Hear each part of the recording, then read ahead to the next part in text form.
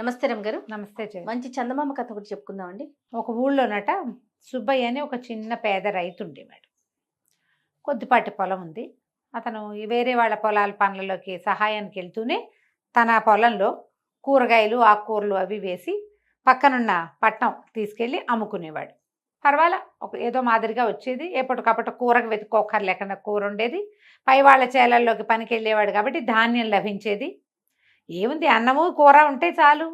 పై ఖర్చులకి ఈ డబ్బులు ఏవో సరిపోయేది. పెద్ద వెనకే లేదు కానీ బాగానే ఉండేది. అయితే అతనికి చెప్పులు అరిగిపోయినాయట బాగా. చెప్పులు అరిగినాయి. రోజు అనుకుంటూ ఉండేవాడు కాస్త డబ్బులు ఎక్కువ వచ్చిన రోజున అన్నీ కూడేసుకుని చెప్పులు కొనుక్కుందాము అని.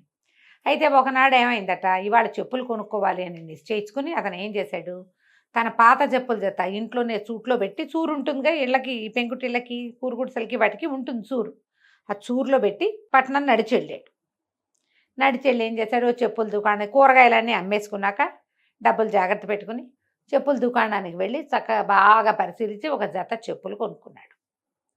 చెప్పులు కొనుక్కున్నాక దేవాలయానికి వెళ్దాం అనుకున్నాడు. సరే గుడికి వెళ్ళి గుళ్ళో వాకిట్లో చెప్పులు వదిలిపెట్టి లోపలికి వెళ్ళాడు కాళ్ళు కడుక్కుని. ఈతను లోపలికి వెళ్ళిపోయిన తర్వాత గుళ్ళో ఇంచి కోటయ్య అని ఒక చిన్నకారు షావుకారు, చిల్లర దుకాణదారు, ఈ దేవాలయపు బజార్లోనే దుకాణాలున్నాయి. ఆ దుకాణంలో ఒక దుకాణం వాడు. అతను చెప్పులు పోయినాయి, తెగిపోయినాయి. చెప్పులు ఇంకా కొనుక్కోలే. ఒట్టి కాళ్ళతోటి గుళ్ళోకి వచ్చాడు. ఓహో. ఎప్పుడైతే మన ఈ సుబ్బయ్య గుళ్ళోకి వెళ్ళాడో, గుళ్ళోకి వెళ్ళిన కాసేపటికి కోటయ్య గారు బయటకు వచ్చాడు. చూస్తే వాకిట్లో చక్కటి కొత్త చెప్పులు కనపడ్డాయి. గుడి వాకిట్లో ఎంత బాగున్నాయి. అటు ఇటు చూశాడు, ఎవ్వరూ కనపడలా. బహుశా ఓనర్ లోపలికి వెళ్ళి ఉంటాడు, చల్లగా ఈ చెప్పులు వేసుకెళ్ళిపోదాం, మన ఎవడు పట్టుకుంటాడని ఆ కొత్త చెప్పులు జత వేసుకుని వెళ్ళిపోయాడు. కోటయ్య వెళ్ళిన ఒక 2-3 నిమిషాలకే సుబ్బయ్య బయటకు వచ్చాడు. చూసేసరికి చెప్పులు కనపడలే. ఎవరైనా పొరపాటున వేసుకెళ్ళారంటే ఏమవ్వాలి, అక్కడ ఇంకో జత చెప్పులు ఉండాలి చుట్టుపక్కల. ఎవ్వరూ లేవు, చెప్పులే లేవు అక్కడ. అంటే కావాలని ఒక్క కొత్త జత ఎవరో వేసుకుంటారు. తన ప్రాణం చివుక్కుమంది. చచ్చి చెడి రూపాయి పావలా అర్ధ రూపాయి పోగు చేసుకుని ఆ తెగిపోయిన చెప్పులతోటి అట్లాగే అరిగిపోయిన చెప్పులతో తిరిగి కొత్త జత కొనుక్కుంటే పోవటం ఏమిటి, అది కూడా దేవాలయంలో పోవటం ఏమిటి, దేవుడి దగ్గర దొంగతనమా? ఎవరు ఈ చెప్పులు వేసుకెళ్ళిందని అటు ఇటు గబగబా చూస్తే తన ముందు నడిచి వెళ్తున్న మనిషి కనపడ్డాడు. దూరంగా ఒక మనిషి నడుస్తూ, మగ మనిషి. ఈయన గబగబా ఆయన తాపీగా నడుచుకుంటూ పోతున్నాడు. కోటయ్య, ఈ సుబ్బయ్య పల్లెటూరు వాడు, పనిమంతుడు, వ్యవసాయ పనులు చేసేవాడు, విసురు వేరే ఉంటుంది కదా. 4 అంగల్లో ఆ మనిషిని చేరుకున్నాడు. చేరుకుని చూస్తే వెనక నుంచి చూస్తే తన చెప్పుల్లాగానే కనపడుతున్నాయి, కొత్త జతగా కనిపిస్తున్నాయి. చెప్పులు కొత్తవైతే కనపడవు, అంతేగా. సరే ఆయన ఎక్కడికి వెళ్తాడో అని వెనకాలే వెళ్ళాడు. ఆయన దుకాణం బయట చెప్పులు వదిలిపెట్టి కోటయ్య లోపలికి వెళ్ళాడు. ఈయన ఏం చేశాడు, ఆ చెప్పుల దగ్గర నిలబడి బాగా పరిశీలించాడు. ఆ కొట్లో కూడా లేక కొనుక్కునే చెప్పులు పైకి కిందకి ఎక్కువ చూస్తారు. చెప్పులు పరిశీలించి ఇవి మనవే అని నిర్ధారించుకున్నాడు. ఊరికే ఏదో కాళ్ళకేసుకుని తీసుకోలే, చెప్పు ముందు వెనక చూశాడు. ఇప్పుడు కూడా ముందు వెనక చూసి తనవేనని నిర్ధారించుకున్నాడు. ఏమిటో అలా చూస్తున్నావు అని ఆ కోటయ్య అడిగేసరికల్లా, ఏమి నా చెప్పులండి, తమరు వేసుకొచ్చేసారు, నా చెప్పులు నాకు ఇప్పించండి, వెళ్ళిపోతానన్నాడు. ఉలిక్కి పడ్డాడు ఈయన కోటయ్య. అయ్యో బాబోయ్, కనిపెట్టేశాడు వీడు. ఇప్పుడు తెలిస్తే చుట్టుపక్కల చెప్పులు దొంగతనం చేశామని పరుగు పోతుంది. జనక ఎట్లా ఉంటుందంటే చేసేస్తారు. మనుషుల మనస్సులు ఎలా ఉంటాయంటే ఇప్పుడు తాగేస్తారు, తిరిగేస్తారు, తప్పుడు పనులు చేస్తారు, మోసం చేస్తారు, అన్యాయం చేస్తారు. కానీ ఎవరికి తెలియకూడదు. తెలిస్తే పరుగు పోతుంది. పరుగు పోయే పని అసలు చేయటం ఎందుకు? అంతేగా. ఇప్పుడు చిన్నపిల్లలు అనుకోజయ్య, తెలీదు వాళ్ళకి. అవును. పెద్దవాళ్ళకు కూడా తెలియకుండా ఉంటుందో. మనం ఎంతమందిని చూస్తాం అట్లా, ఎవ్వరికీ తెలియకూడదు, దాచేసుకోవాలనుకుంటారు. ఏం చేశాడు, ఏంట్రా పిచ్చిబాగుడు బాగుతున్నావు అన్నాడు గుడ్లూరు అనేసరికల్లా. పిచ్చిబాగుడు ఏంటండి, మంచి మాటలే, గుడి దగ్గర చెప్పులు వదిలిపెట్టొచ్చా, నేను గుళ్ళోకి వెళ్ళా, నేను బయటకు వచ్చేసరికల్లా నా చెప్పులు వేసుకుని మీరు వెళ్ళిపోతూ కనపడ్డారు, ఈ చెప్పులు నావి, ఇచ్చేయండి వెళ్ళిపోతాను. తను గట్టిగా వాయిస్ ఖైమని మాట్లాడేసరికల్లా ఒకళ్ళిద్దరు చేరారు. అవురవరా, నీ చెప్పులు వేసుకుంటానా నేను, అసలు ఏనాడైనా చెప్పులు చూసిన మొహమేనని, ఇది పేద రైతు, ఇతను కనపడుతున్నాడు. కావించి ముదురు కావి రంగు బట్టలు ముతగ్గా ఉన్నాయి, పల్లెటూరు వాడు కనపడుతోంది, భాష అది మాట తీరు తెలుస్తుందిగా బట్టల్ని బట్టి. దాంతో తిరగబడిపోయాడు. ఒక ఇద్దరు ముగ్గురు చేరారు చుట్టుపక్కల కూడా. వాళ్ళు ఏమిట్రా కోటయ్య, ఏమిటి గొడవ అంటే, వీడెవడో వచ్చి నా చెప్పులు అంటున్నాడు, నేను చెప్పులు కొత్తగా కొనుక్కున్నాను అన్నాడు. వాదన పెరిగింది. చుట్టుపక్కల వాళ్ళందరూ ఏమంటారు, అతను పనిమాల గుళ్ళోకి వచ్చిన వాడు ఎందుకు నీ వెనకాల వస్తాడు, అంతే అయి ఉంటుంది. నువ్వు పొరపాటు పడ్డావా, అక్కడ ఇంకో జత ఉన్నాయంటే అక్కడ ఏమీ లేవండి, నేను ఒక్క జత, నేను ఒక్కడనే లోపలికి వెళ్ళాను, గుళ్ళో ఉన్న వాళ్ళు ఎవరు చెప్పులు వేసుకులేరు, లోపలే ఉన్నారు, బయట అసలు చెప్పులు లేవు. ఈయన బయటకు వచ్చిన వెంటనే నేను వచ్చానండి, నేను చూశాను, ఆయన గుడి దగ్గర నుంచి నడిచి వెళ్తున్నాడు అంటాడు ఇతను. వాదన పెరిగేసరికి చుట్టుపక్కల వాళ్ళు అన్నారు, అబ్బాయి ఎంతసేపు మాట్లాడి, ఏ చెప్పుల దుకాణంలో కొన్నావో చెప్పు, ఎంత కొన్నావో చెప్పు అంటే, నేను ఎక్కడో కొన్నా, నీకెందుకు చెప్పాలి అంటాడు. నీకు ఓట్లు ఇచ్చేవాడి పద్ధతి వేరేగా ఉంటుందిగా. సగం మందికి అర్థమైంది గ్యారంటీగా. సగం మంది ఏమనుకుంటారు, కోటయ్య గారు మంచివాడు, చిల్లర దుకాణం ఎప్పటి నుంచో నడుపుతున్నాడు, అంత ఖరీదులు కూడా తీసుకోడు, ఎవడో రైతు పాత చెప్పులు వాడి వయసుకున్న చెప్పులు ఈయనకెందుకు, ఆయనకేం లేదా పోదా, ఆయన ఎందుకు చేస్తాడు అని కొంతమంది. మిగిలిన వాళ్ళకి ఈయన ఓటరిస్తున్నాడు మనిషి, ఓటరిస్తుంటే తెలుస్తుంది కదా అవతల వాడు తిరగబడేటప్పుడు అందులో శౌర్యం లేదు, తిరగబడే దాంట్లో శౌర్యం కాదు, తప్పించుకునేతనం కనపడుతుంది. వాళ్ళు ఏమన్నారంటే, బాబు ఇక్కడ కాదు, గ్రామాధికారి దగ్గరికి వెళ్ళు, న్యాయాధికారి ఆయన, అక్కడికి వెళ్తే నీకు తేలుతుంది అనేసరికల్ ఇతను అన్నాడు, పదండి న్యాయాధికారి దగ్గరికి, నేను కష్టపడి రూపాయి పాలవాళ్ళ కూడబెట్టుకుని కొనుక్కున్నాను కొత్త చెప్పులు, నేను ఎందుకు వదిలిపెట్టాలి మీకు అంటాడు అతను.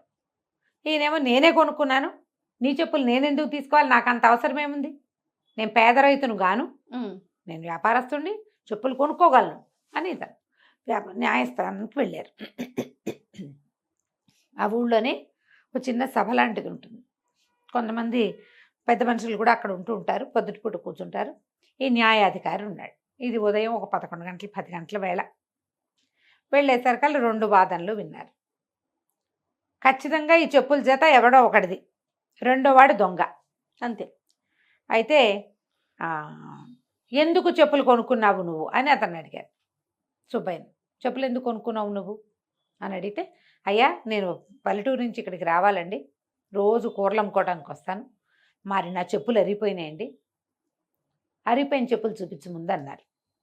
కోటయ్య గారిని అడిగారు, మీరు ఎందుకు కొన్నారండి చెప్పులు అంటే, నా చెప్పులు కూడా పాత పడిపోయినాయి అందుకే కొనుక్కున్నాను నేను అన్నాడు. అయితే సరే, మీ ఇద్దరు మీ పాత పడిపోయిన చెప్పులు చూపించండి అని చెప్పారు. మరునాడు తీర్పు చెప్తాం అన్నారు. ఆయన వెళ్ళాడింటికి, ఇతను వెళ్ళాడు. వెళ్ళాక కోటయ్య గారికి ఏమర్థమైంది, ఇది తన పక్షాన అయ్యేలాగా లేదు. పాత చెప్పుల జత చూపించకపోతే వాడు కనుక తెచ్చాడంటే వాడికి దొరికిపోతాం. పరిగెత్తుకుంటూ ఈ కొట్లకి వెనకాలే వాళ్ళ ఇల్లుంది, ఇంట్లో అడిగాడు, ఏమే పాత చెప్పుల జత ఉండాలి కదా, ఏం చేసేవే అని. ఎప్పుడో పారేశానండి అని. అప్పటికి 10 రోజులైంది, చెప్పులు పారేసింది, ఇప్పుడు దొరకవు. ఇప్పుడు పాత చెప్పుల జత చూపించాలి, ఎట్లాగా సరే. న్యాయాధికారి ఏం చేశాడంటే, ఒక గ్రామ సేవకుడు ఉంటాడు కదా, అతను పిలిచి వీళ్ళిద్దరి మీద కన్నేసి ఉంచండి, నాకైతే ప్రధానంగా కోటయ్య మీదే ఉంది, కన్నేసి ఉంచండి అని చెప్పాడు. ఈ కోటయ్య ఏం చేశాడు, సుబ్బయ్య దగ్గర కనుక చెప్పులు ఉన్నాయనుకో అరిగిపోయినవి, వాడి పక్షాన అయిపోతుంది తీర్పు అంతే. అందుకని ఏం చేశాడు, మేఘాల మీద పరిగెత్తుకుంటూ వెళ్ళి ఆ సుబ్బయ్య నడిచిపోతున్న దారంటే వెళ్ళాడు. వాళ్ళ ఇంటి దగ్గర దాక్కున్నాడు. ఇంట్లోకి వెళ్ళాక అతను కాళ్ళు చేతులు కడుక్కుని అతను అడిగాడు, ఏమే పాత చెప్పులు ఎక్కడ పెట్టావంటే, చూరులో పెట్టాను అని. ఆయనేమో చూరు వైపు తలకాయ ఎత్తి చూసాడు, చూరులో చెప్పుల జత కనపడుతోంది. ఈయన లోపలికి వెళ్ళాడు, పెరట్లోకి వెళ్ళిపోయి స్నానం చేసి కాస్త ఒక ముద్ద అన్నం తిని, ఇగో ఇట అయింది, ఈ చెప్పుల జత రేపు పొద్దున పట్టుకెళ్ళాలి, కొత్త చెప్పులు శుభ్రమైన చెప్పులు కొన్నాను, రాజా లాంటి చెప్పులు, అవేమో ఇట అయినాయి, అంతా గోల అయింది, ఇగో డబ్బులని ఇచ్చి పిచ్చగా అలసిపోయానని ఆయన పంచలో చాపేస్తూ పడుకున్నాడు. అంతసేపు ఊరుకుని కోట ఏం చేశాడు, చల్లగా చూరు దాకా నడిచెళ్ళి ఆ చెప్పులు తీసుకుని పరిగెత్తుకుంటూ బయటకు వచ్చేసరికల్లా ఏం చేశాడు, బాగా ముందుకొచ్చి చిట్టీత పొదలు అవి ఉంటాయి కదా, రక్కిస పొదలు అవి ఉంటాయి ఊళ్ళల్లో, ఇది పట్టణం నుంచి పల్లెటూరు వచ్చే దారిలో చెప్పుల జతని విసిరేసేసాడు ఒక పొదలో. కాస్త ముందుకెళ్ళేసరికల్లా ఎవరో 4 మనుషులు మీద పడి చిత కొట్టారు, ఈయన్ని ఒక 5-6 దెబ్బలు కొట్టారు, చేతి వేళ్లకు ఉన్న ఉంగరాలన్నీ లాగేసుకున్నారు. అయ్యో ఈ దిక్కుమాల చెప్పుల కోసం వచ్చి ఉంగరాలు పోగొట్టుకున్నాను నేను లబలబలాడుతూ ఇంటికి వెళ్ళాడు. ఇప్పుడు నా ఉంగరాలు పోయినాయి, దొంగలు కొట్టారు అంటే నువ్వు అక్కడికి ఎందుకు వెళ్ళావు అని అడుగుతారు. అంతేగా. ఆ సమయంలో నువ్వు అక్కడ ఎందుకున్నావని అడగరు. ఈయనకేం పని ఆ ఊరు వెళ్ళే దారిలో. సరే పడుకున్నాడు మాట్లాడకుండా.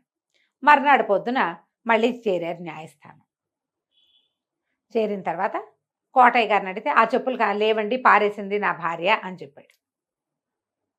సుబ్బయ్యని అడిగితే నిన్న సాయంత్రం కూడా ఉన్నాయండి, చీకటి పడే వేళకి సందేళ్ళకి నేను ఇంటికి వెళ్ళాను, చూరులో ఉన్నాయి, తెల్లవారులేస్తే కనపడలేదండి, ఆ చెప్పులు ఎట్టపోయినాయో నాకు తెలీదు అంటే ఈ లోపల గ్రామ సేవకుడు ఒక చెప్పులు జత పట్టుకొచ్చాడు. పట్టుకొచ్చి గ్రామం నుంచి పట్టణానికి వచ్చే దారిలో వచ్చే చిట్టి పొదలో కనపడ్డాయండి అని ఈ చెప్పులు ఎవరు అనేసరికల్లా ఈయన అన్నాడు నావేనండి, నావే, ఇదిగోండి నా కాలుకి ఇట్లా అరిగిపోయినాయని నావేనన్నాడు. చూరులో ఉండాల్సిన చెప్పులు ఇక్కడ ఎందుకున్నాయి? అక్కడి నుంచి గ్రామ సేవకుడు చెప్పాడు నిన్న సాయంత్రము ఈ చెప్పులు దొరికాయండి, వీటితో పాటు 4 ఉంగరాలు కూడా దొరికాయి, ఈ ఉంగరాలు ఎవరివి అని ఉంగరాలు చూపించాడు. చూపించేసరికల్లా ఈ శెట్టి గారి చేతికి, కోటయ్య శెట్టి గారి చేతులకి ఎప్పుడు షావుకారి చేతికి ఉంగరాలు ఉంటాయి. గ్రామాధికారి అన్నాడు ఏమిటాయి కోటయ్య ఈ చెప్పులు, ఈ ఉంగరాలు నీ వల్లే ఉన్నాయి, ఉంగరాలు పోయినాయా నీవి అన్నాడు. ఈయన అన్నమ్మ పెప్ప అన్నాడు. అనగానే ఉంగరాలు ఎప్పుడు పోయినాయి, నిన్న నువ్వు సభకు వచ్చినప్పుడు నీ చేతికి ఉంగరాలు ఉన్నాయి, ఎట్లా నీ ఉంగరాలు పొదలోకి ఎట్లా వెళ్ళాయి, మీ ఇల్లు ఎక్కడా, అసలు అతని ఇల్లు ఎక్కడ? 4 ప్రశ్నలు వేసేసరికి ఇంకేం చేస్తాడు, దొరికేశాడు. అంతే. వాళ్ళే గ్రామ సేవకుడు వాళ్ళే ఒక 4 కుర్రాళ్ళు వెళ్ళి ఆయన కొట్టి ఆ ఉంగరాలు లాక్కున్నారు. అదేలే, ఉంగరాలు తెచ్చేశారు వీళ్ళు. చెప్పులు కూడా పట్టుకొచ్చారు. ఆయన పారేసి చెప్పులు పారేసినట్టు వెనక్కి తెచ్చేశారు.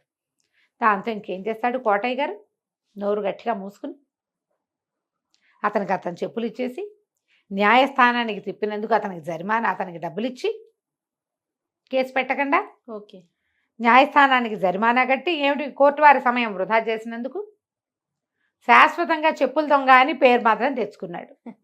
మొదట ఏదో యథాలాపంగా వేసుకొచ్చానో అయ్యో నీ చెప్పులా అంటే సరిపోయేది. మొదటే మనం ఒప్పుకొని చూడు. అవును కదా, ఒప్పుకోపోవటం వల్ల ఇంత గ్రంథం నడిచింది. బాగుంది కదా, చాలా బాగుంది. కథ కంచికి మనం ఇంటికి. నమస్తే. నమస్తే.